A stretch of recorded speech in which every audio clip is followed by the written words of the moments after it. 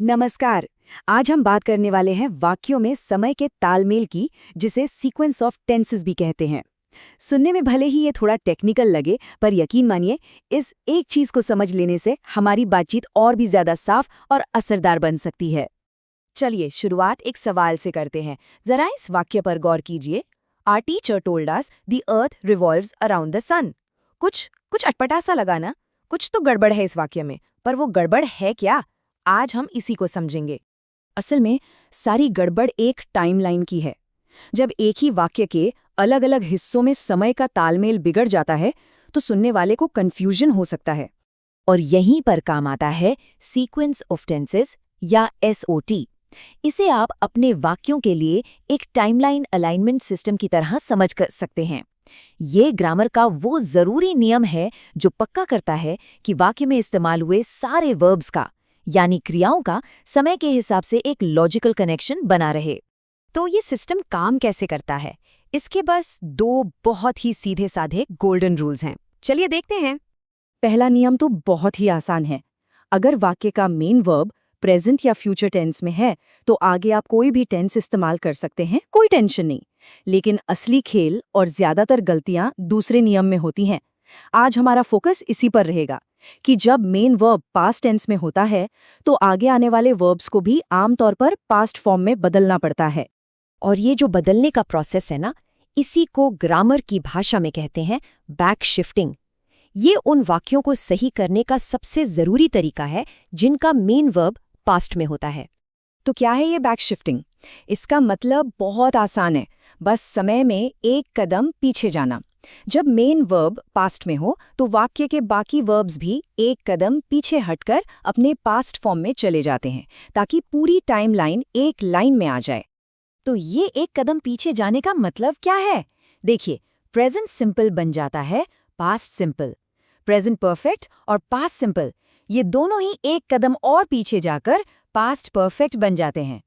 और इसी तरह विल बन जाता है वुड, और कैन बन जाता है कुड।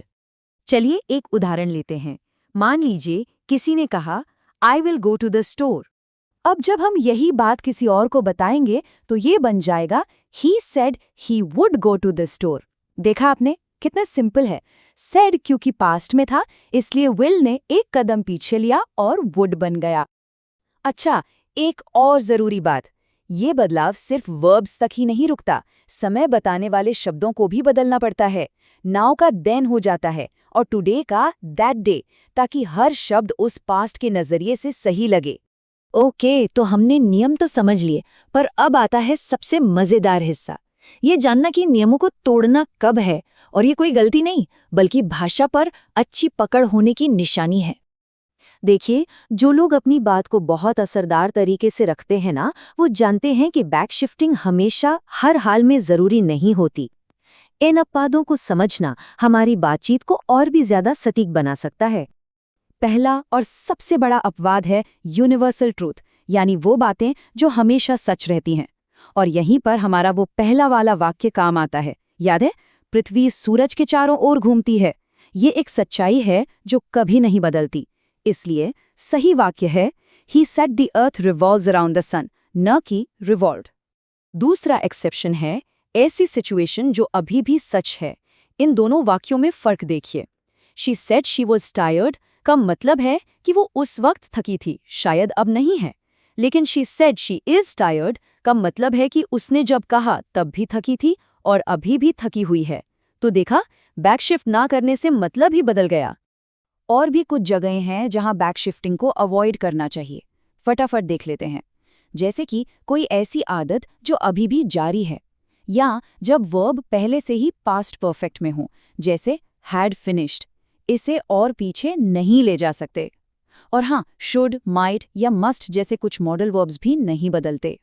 तो कुल मिलाकर इस सीक्वेंस ऑफ टेंसेस को किसी भारी भरकम नियम की तरह मत देखिए। ये तो बस एक टूल है जिससे हमारी बातें और भी साफ और असरदार हो जाती हैं। चलिए, अब कुछ आम गलतियों को फटाफट ठीक करते हैं। अक्सर सुनने में आता है he said he will call. ये गलत है। क्यों? क्योंकि सेड पास्ट में है। तो सही क्या होगा? बिल्कुल सही, ही said he would call. Will को वुड में बदलना होगा। एक और उदाहरण देखते हैं। They told me they have finished the report. यहाँ भी वही बात है। told पास्ट में है तो प्रेजेंट परफेक्ट को पास्ट परफेक्ट में बैक शिफ्ट करना होगा। सही वाक्य है They told me they had finished the report. तो चलिए आज की सारी बातचीत को फटाफट समेट लेते हैं। सबसे ज़रूरी बातें क्या हैं? पहली, SOT एक टाइमलाइन अलाइनमेंट सिस्टम है। दूसरी, मेन क्लॉज में पास्ट टेंस होना ही बैक शिफ्टिंग का सबसे बड़ा ट्रिगर है। तीसरी, यूनिवर्सल ट्रूथ जैसे अपवादों को याद रखना बहुत ज़रूरी है। और आखिर में, इसका सही इस्तेमाल करने से कन्फ्यूजन दूर होता है और वाक्य लॉजिकल बनते हैं। तो अब जब सारे नियम और अपवाद साफ हैं, तो सवाल ये उठता है कि इस टूल का इस्तेमाल करके हम अपनी रोज़ की बातचीत को और कितना सटीक और दमदार बना सकते हैं।